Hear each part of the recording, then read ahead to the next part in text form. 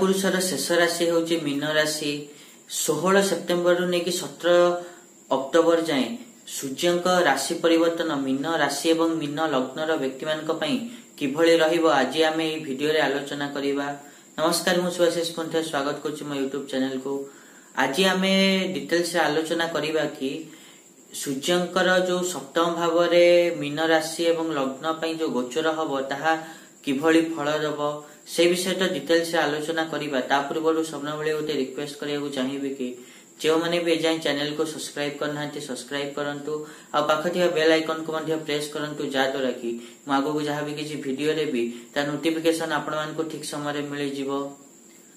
जदि आमे मीन राशि बा मीन लग्न कथा कहिबा ताहले आपण मानकर सूर्य मीन राशि एवं मीन लग्न पई सप्तम भाव रे केतु सहित मिसी गोचर करिवे। ता सहित मंगल एवं गुरुंकर दृष्टि मध्य पड़िबो ता प्रभाव मध्य आमे जानिबा। ता सहित एही गोचर समय रे आपण मानकर सूर्य उत्तरा फाल्गुनी चित्रा हस्ता ए तीनोटी नक्षत्र दे मध्य गति करिवे तार फलाफल मध्य जानिबा।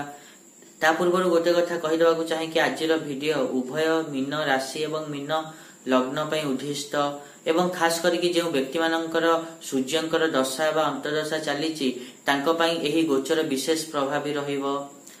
तापरे जदि आमे एही गोचर कथा कहिबा ताले एही गोचर समय रे आपण मानकर दाम्पत्य जीवन रे किछि मतभेद अशांति कଳି झगड़ा ए सब देखिया को मिली पारे। ता सहित बिजनेस पार्टनर सहित मध्य किछि मतभेद कଳି झगड़ा अशांति देखिया को मिली पारे। एवं गुरुंकर जो दृष्टि सूर्यंक ऊपर पडुची एहा एथिरे प्याचअप भलिया काम करिवो अर्थात एही मतभेद को दूर करिया को चेष्टा करिवो धैर्य आनिबो बुझामणा आनिबो। किंतु मंगल पुणी तांको दृष्टि सूर्य ऊपरे पकेया द्वारा एही जो मतभेदर जो निया सेथिरे घियो ढालिला भलिया काम करिवे। सेतिमे आजिर टॉपिक निया रे घियो ढालिबा तो मंगलंकर दृष्टि एही परिस्थिति रे निया रे घियो ढालिला भलिया काम करिवो अर्थात बढ़ेई दबो।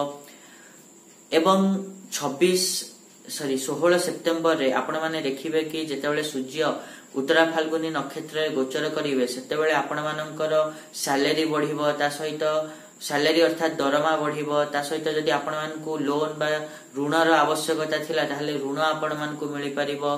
कोर्ट कचेरी रे आपण मानकर विजय हबो प्रतियोगिता रे आपण मानकर विजय हेई पारे। ता सहित जदि आपण मानकू भड़ाटिया मिलु नथिले आपण घर मालिक अछंती आपण को भड़ाटिया मिलु नथिले ताले भड़ाटिया मिलिबे। 26 सेप्टेम्बर रे सूर्य जेतेबेले हस्ता नक्षत्र रे प्रवेश करिवे सेतेबेले आपण मानक योजना सफल हबो संतान सुख पाइबे। ता सहित बुलाबुली करिवार मध्य सौभाग्य मिलिबो। ता सहित आपण माने जो माने कला क्षेत्र रे अछंती आर्टिस्ट अछंती बा कोनोस प्रकार कला क्षेत्र रे अछंती तांको किछि बड़ प्रोजेक्ट मिलि पारे।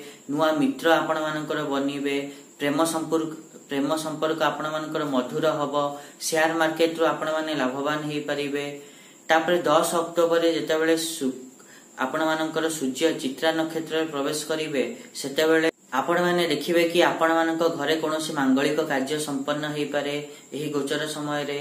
ता सहित आपण मानकर देखिबे कि बैंक बैलेंस रे वृद्धि घटिबो। आपण माने अंतरराष्ट्रीय व्यापार रे सफल हेई परिबे उच्च शिक्षा रे सफलता पाइबे। वीजा बा ग्रीन कार्ड पई चाहुथिले ताहा अप्रूव हेई परिबो। ता सहित आपण माने एहा मध्य देखिबे कि परिवार रे कोनोसी ना कोनोसी खुशी खबर मिलिबो। जमी संबंधी कार्य रे लाभ हबो भाग्य रे वृद्धि घटिबो।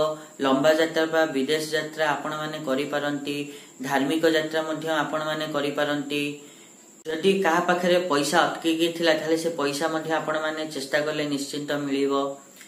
एत थिला मीन राशि एवं मीन लग्नर व्यक्ति मानक पई सूर्यंक गोचर किभली रहिबो। आशा करिबे कि मु जा कहिली आपण माने ठीक रे बुझी पाथिबे। आ जदि वीडियो भल लागिछि ताहले निहात रूपे वीडियो को लाइक करंतु शेयर करंतु आ चैनल को सब्सक्राइब करिया बेन जमाई भूलंतुनी। आज पई एतिकी देखा नेक्स्ट वीडियो रे रहुछि।